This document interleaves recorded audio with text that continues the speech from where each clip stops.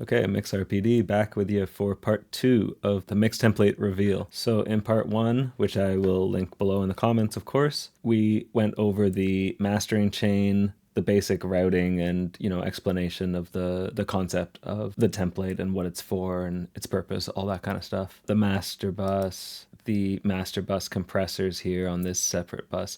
But I did forget a couple of things.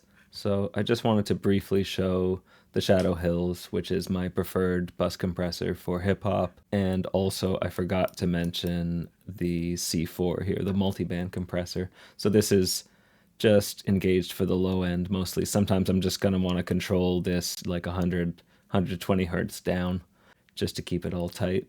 And then we'll get into the individual instrument buses. So I have a track here that I mixed, talk about the good old days, Tat God, if you will, by 2 a.m. wake up call. This is just like the raw tracks. I did actually mix this song, so I think I'll do a mix breakdown after this, and that'll be like an interesting comparison. So I do have actually a different video that I did about 10 months ago. I believe it is how to start a mix. I wasn't as good at making videos then. I don't even think I was editing, but yeah, watch it anyway. So I will link that down below as well, and you can see how I would start a mix. But I've done sort of the cooking show thing here and done like the pre-setup ahead of time a little bit, so we don't have to go through all that again. But just for a brief explanation, what I would do when I got a new song to mix is I would grab all the tracks here and then I would drop them in to the project like we already have here. And then hopefully they were organized and named nicely like they are here. So I would grab all the drum tracks and select them all like this, then bring up the mixer in Cubase and turn on this Q-Link function, which means that when I do something on one track, it's going to happen on all of these selected tracks.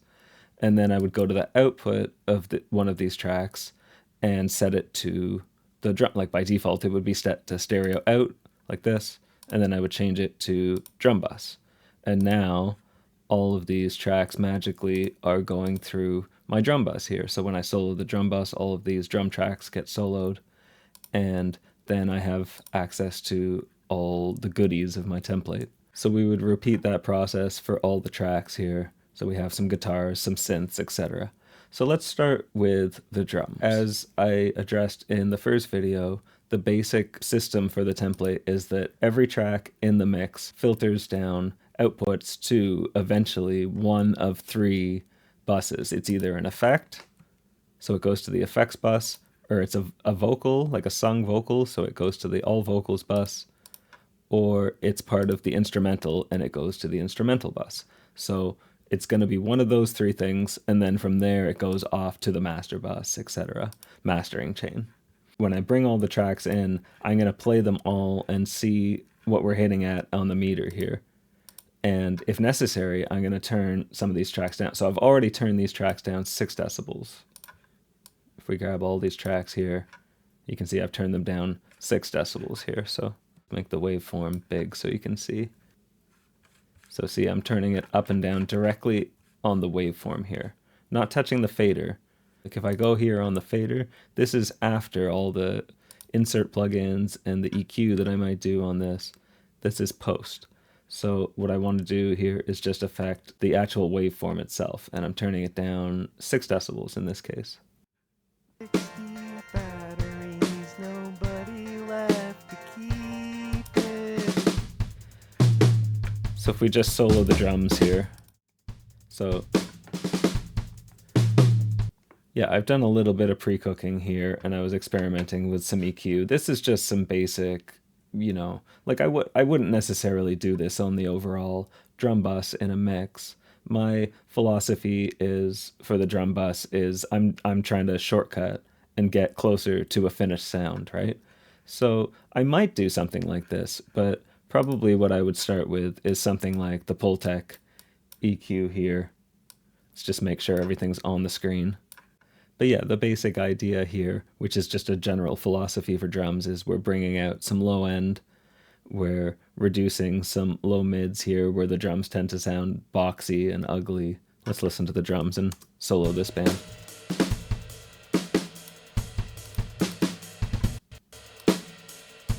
So I'm going to engage this EQ, and we're going to have a listen here to this low mid band, and listen how ugly it sounds.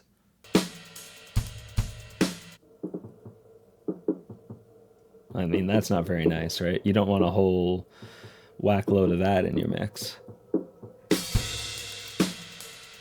So that's pretty typical, right? Some low end, maybe a little bit less of that kind of stuff.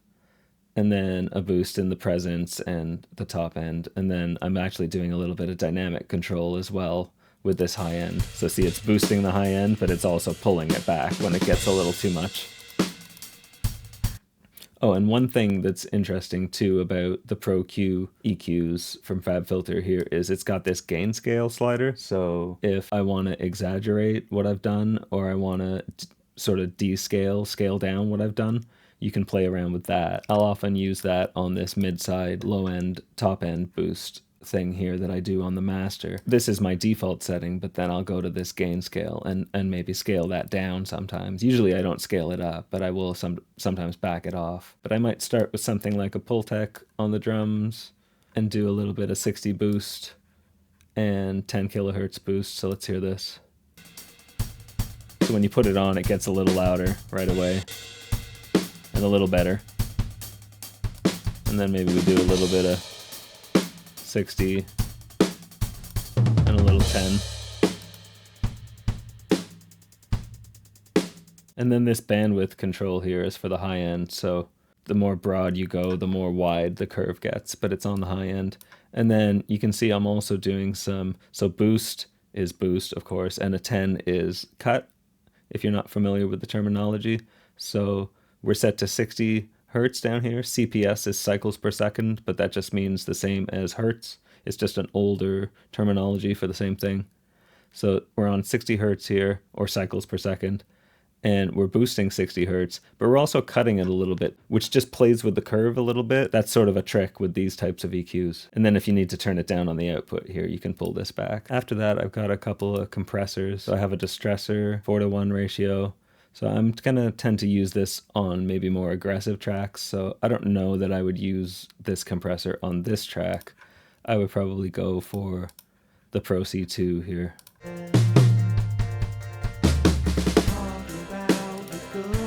So the drums are a little loud. Let's pull them back.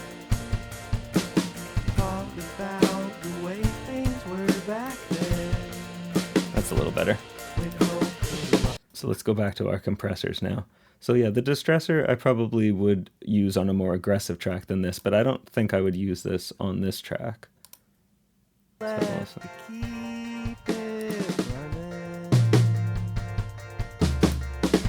Yeah, you can see I've got the input turned way down here because I'm expecting more aggressive drums than this. So let's turn the input up some and the output down. Let's see what we get. Manufactured overseas, the shadow fell to keep the sun in. Talk about the good old days. If I was going to use this, I went back the output off to 3:1. I meant ratio, not output. Yeah, that's better.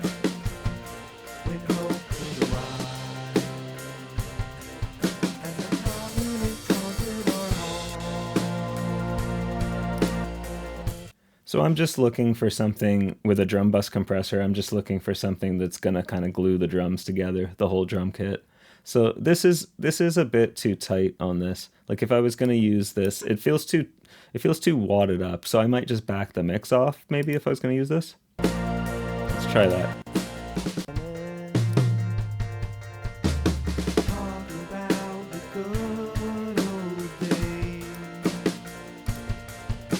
Yeah, so immediately that feels better, backing it off to around 50%. I would probably tend to go for this, the Pro C2 on this track.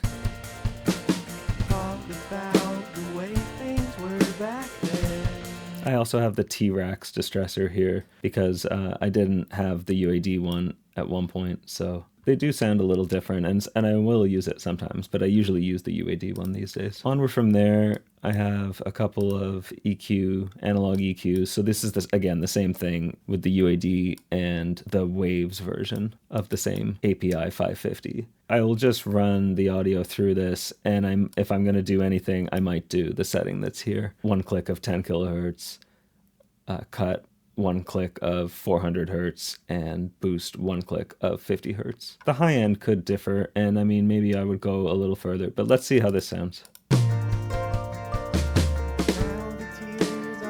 Okay, so we have the Pultec EQ on there, then we have the distressor, and then we have the 550 EQ. Let's bring this chain in and out and see the before and after. It's gonna sound a lot more finished, even though I haven't touched individual mics of the drum kit yet at all. So on.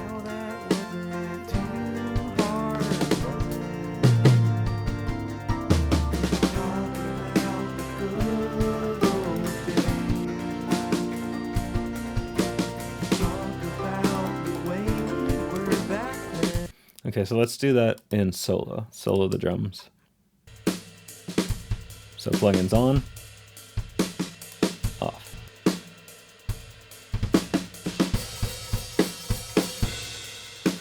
On.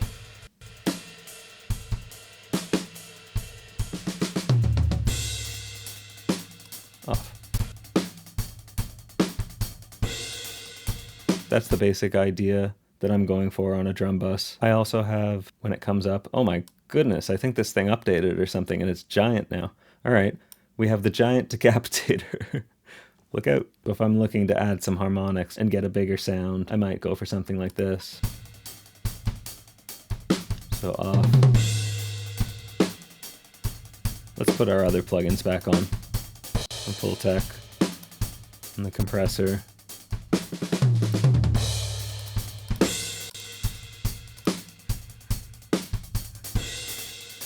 No. Decapitator.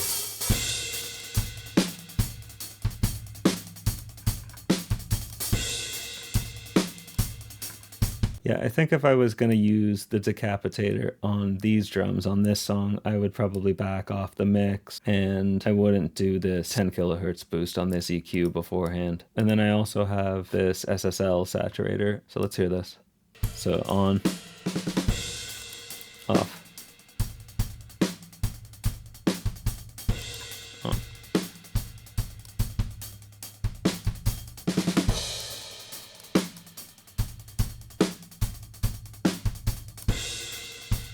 That's a little more aggressive. Off.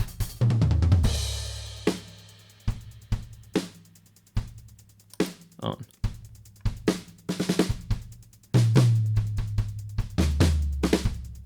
And then at the end here, I just have a limiter. So sometimes I'm going to want to control some transients coming from the drums before it gets onward to the master bus and all that type of stuff, because you don't want one limiter to be overworking. So one trick you can use with the FabFilter limiter here that's useful is if you hold down Alt on PC, so Alt on a PC and Command on a Mac, hold that down, and then when you bring the threshold in, see it's reducing the output by the same, so it's not going to just get a bunch louder, right? And that's a better way to do a comparison. So let's have a listen here to the drums, and we're going to put some limiting in, but I'm going to hold the Alt/Command button down, so we're just going to hear the limiter come down without the volume increasing. Okay, so here we go.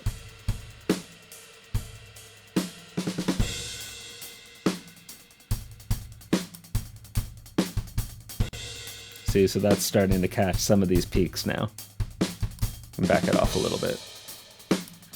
So it's a very good way to take some peaks off without increasing the level of the drums a bunch. Okay, so we're gonna go with Pultec EQ, the distressor, and API 550 EQ on the drum bus. So we'll leave that on there. And then I've actually done that thing that they do in the cooking shows where I've done a little bit of stuff behind the scenes here, and I've done a little bit of work on the drum tracks. I haven't used any plugins on the individual tracks, on the individual microphones of the drums here, but what I have done is I've done some alignment of the audio. Since we have a bottom and a top snare mic, and these were not aligned properly, I've also, you can see here, phase 180, I flipped the phase, so the close mics of the snare drum and the kick drum will always be a little earlier in time than the overhead mics.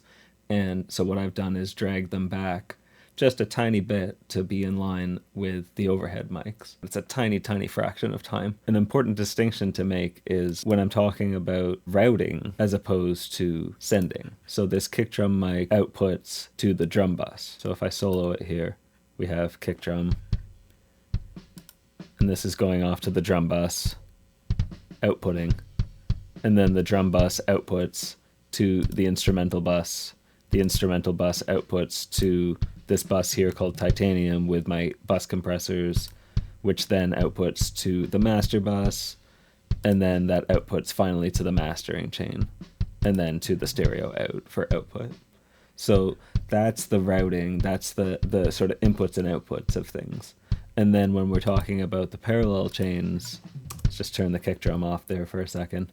And then when we're talking about the parallel chains or send effects like reverbs and delays typically, then we're talking about using this send function here. But then now what I want to do is show some of my parallel chains.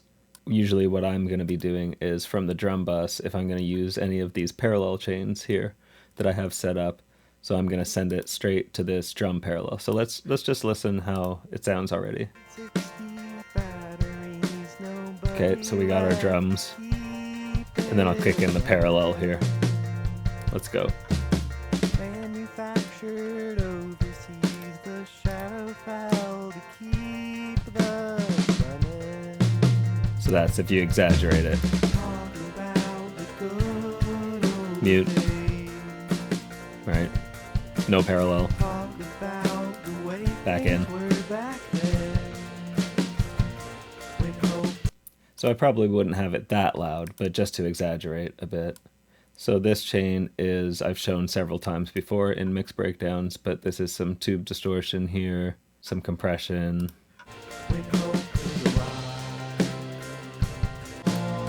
distortion, and some upward compression here on the back end of that distortion. And a little bit of high-level downward compression as well, so just squeezing it together. So let's just solo the drums on their own. So this is with this parallel chain here. I'm gonna take it out. So I probably wouldn't use it that aggressively. Let's mix it in. So this is with it off, and I'm gonna unmute it, and then ride the fader up till we start to feel it.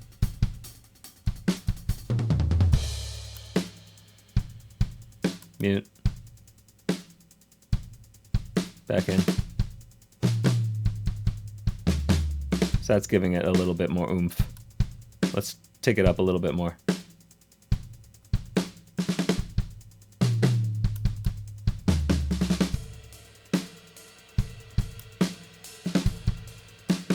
Out.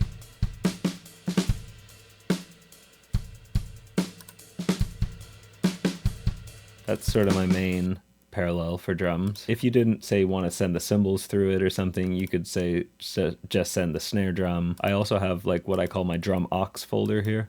So I have a bus for snare, kick, overhead, rooms, and toms. So I also have 3 other drum parallel chains here. So drum punch is obviously to add more oomph and impact to the drums. Drum sus is sustain, so that's trying to extend the length of the drums. And drum sweet is just adding some honey, some sugar, just a little smile. Let's have a listen to some of these. Put our drums on. And let's go for the sweet. Let's bring this up. That's a little too much.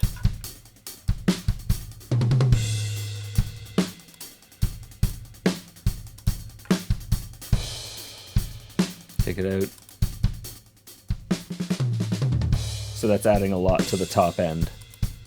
Back in. Bring it down a bit.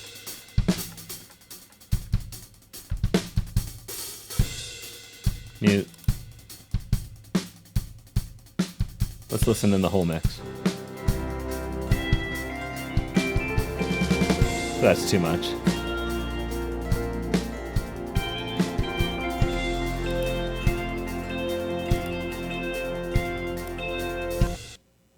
So yeah, that's adding some sparkle to the top end, but this is just a LA2A compressor.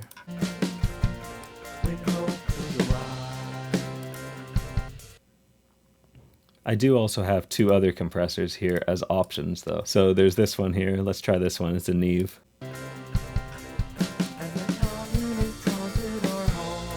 So let's switch between. So this is the Neve.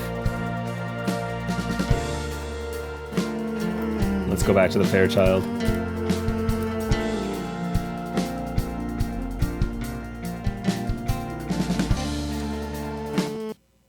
So definitely a little bit more sweetness with this one, I think, than this one. This one is more of a natural sweetness, let's say. And then there's one more option here, which is a Fairchild. So let's try this one.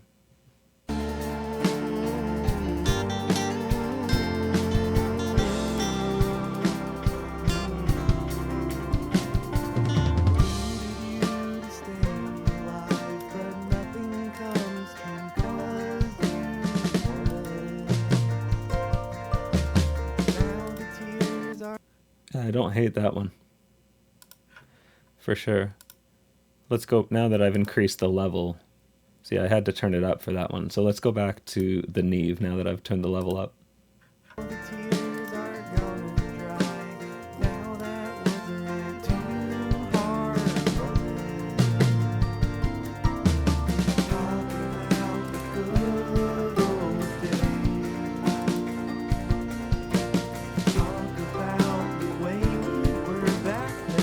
Yeah, that one's kind of nice if you turn it up louder, actually. So they're all good options there. So this parallel stuff is a good way to add flavor or some kind of character that you want to add to the drums in this case without affecting the direct sound itself, right? Because you're just mixing this in. So basically the theory is that you can get pretty aggressive with something, go a little overboard, a little over the top, more than you would with the direct sound, and then you're just blending it in, right? So we also have the drum sus, so let's try this one. So this is to increase the sustain. So we have a bunch of options here, but let's try this one. This is the SSL bus compressor.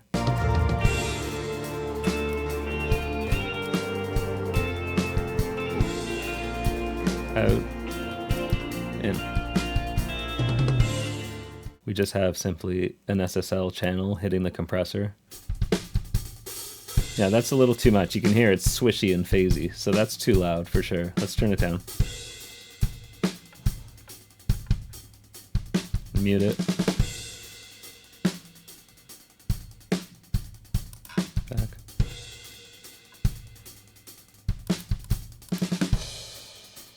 There's this one. 1176.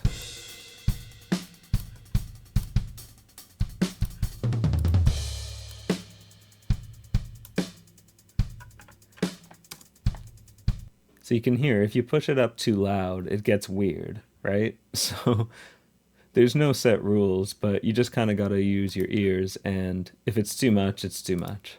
Try the double lock.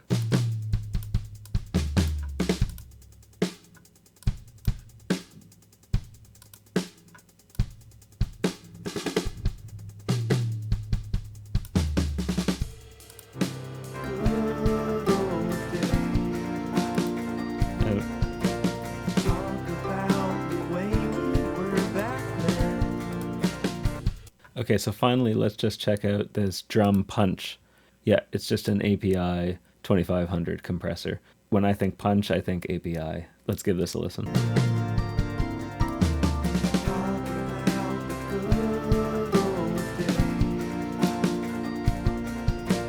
Right? So feel how there's more impact there on the initial hit of the drum. Right, so this is pretty exaggerated. So on, off, on. Other than that, what can we look at with the drums? See, this is why I have folders to keep everything organized, right? So we close up our effects and our parallel chains, can even close up our tracks here, and then here's what I'm looking for, the drum aux. So I'm looking for this snare bus here. So let's open our tracks again. So these two snare mics route to the snare bus, so we can send from this. I often like to use this reverb on snare drum, so let's check this out.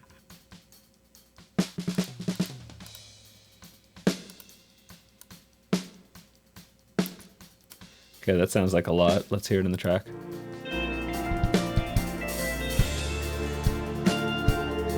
pretty good. Out.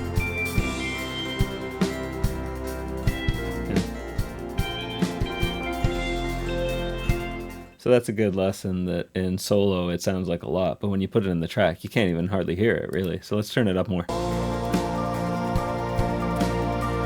Now you can hear it. So back down.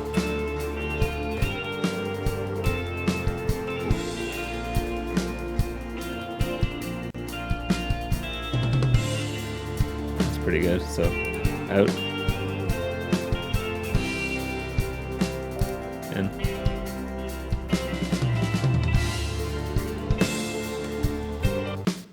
So that's making the snare drum feel a lot more dramatic. I'm not sure I'd have it quite that loud, but I might.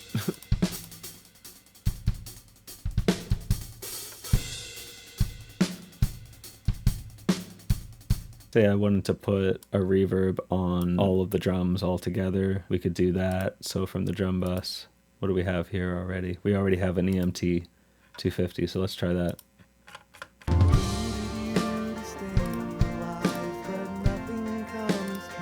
Take the snare reverb off. Let's pull this back.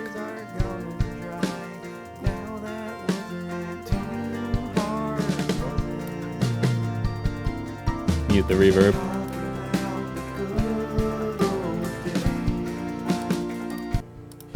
Back.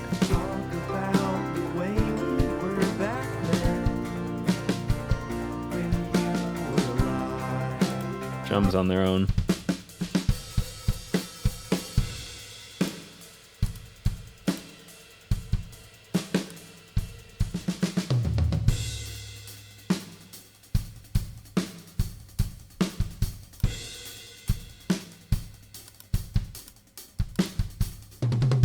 So dry drums. I reduced the length of the reverb here. So this is with no reverb. And then back again. Maybe you want to roll off the low end a bit on the reverb.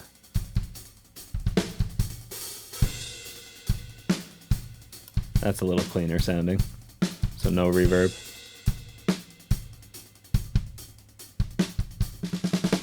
And the reverb back. Turn it down a little. Let's put that back in the track now.